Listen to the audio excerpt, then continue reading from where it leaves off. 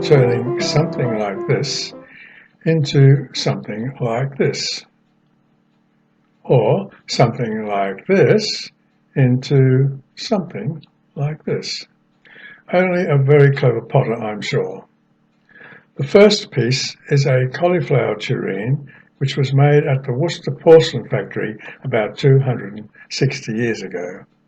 And the second piece is a mini-net lettuce, a very attractive and surely very difficult piece to make in clay. It is by contemporary artist Katherine. So the idea of choosing vegetables as the inspiration for creating a functional piece of ceramics goes back quite a long way in time. This bottle, in the form of a squash, is typical of Carrera ceramics in its minimalist idealized depiction of the vegetable. It was produced in southwestern Ecuador during the first millennium BC. The shiny, burnished surface of the bottle is achieved by polishing it with a smooth rock or shell before firing, and is reminiscent of the skin of a squash. And here we see two examples of potato-shaped ceramics from the Moshi culture of Peru, dating from 600 AD or thereabouts. They are almost certainly earthenware, and the one on the left is decorated with white clay spots. Of course, we can always look to China for examples of all sorts of early ceramics, in stonewares and porcelains. The district of Yijing is well known for its production of teapots way back as far as the 16th century or earlier. And here is an example on the left of an ancient Yijing teapot stoneware using the form of a pumpkin embellished with stalk, handle and spout, leaves and a bug of some sort, and the one on the right is a squash or maybe a gourd, and the form, texture, size and colour always play a role in selecting the vegetable to produce in clay. But by far the most prolific makers of veggie-shaped ceramics were the early porcelain factories in England, particularly those of Chelsea, Worcester and Longton Hall. But examples can be found from several others as well. Let's take a look at some of these pieces that date from the middle of the 18th century onwards. While you are looking at them, take into account the form, the texture, size and colour of the veggies and the role these aspects played in selecting what vegetable to produce in clay.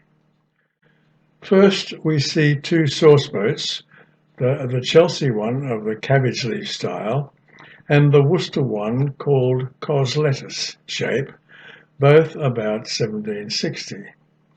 And these two delightful artichoke pots are from the Chelsea factory, as is this wonderful pumpkin-shaped teapot. This amazingly elaborate tureen, also Chelsea, and this lovely cabbage leaf tureen is by Longton Hall.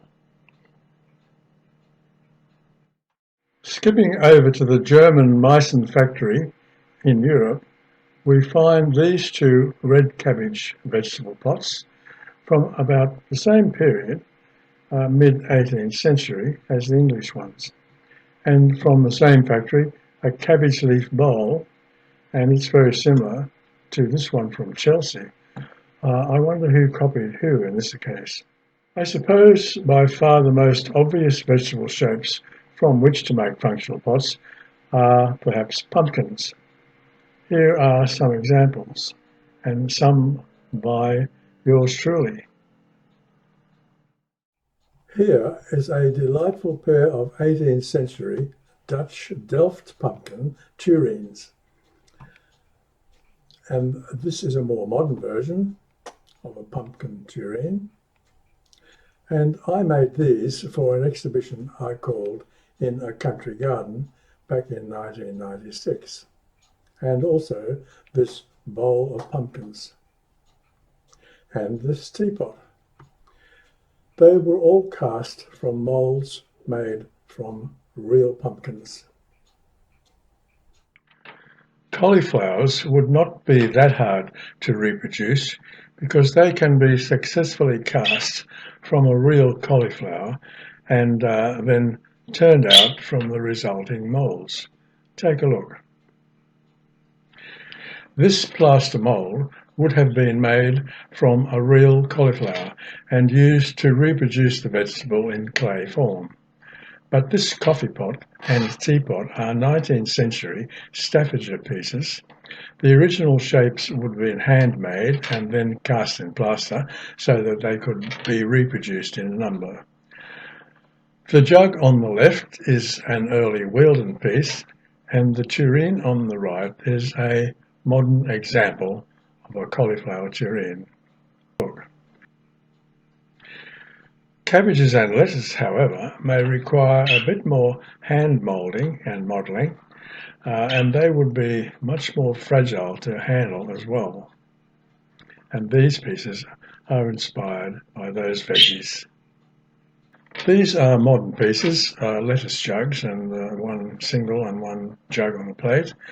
And these two distinctly different cabbage tureens, the one on the left being a 19th century majolica tureen from a French factory.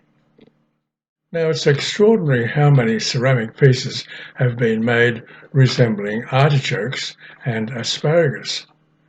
We saw the Chelsea artichokes earlier, and these now are modern examples of pots made to look like them. I'm sure that these pieces require quite difficult modelling.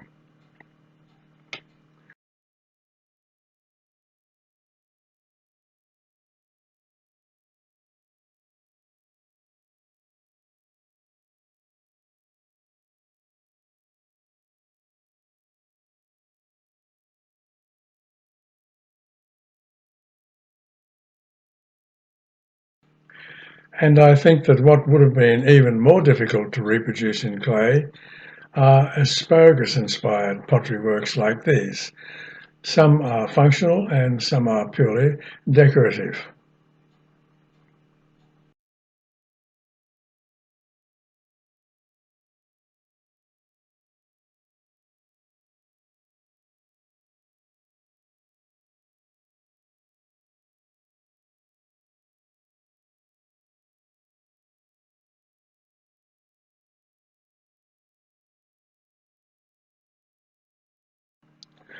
Now, I'm going to stop talking and I'm just going to show you a few other veggie-inspired pieces of ceramics in some forms already covered and some in forms we haven't seen yet.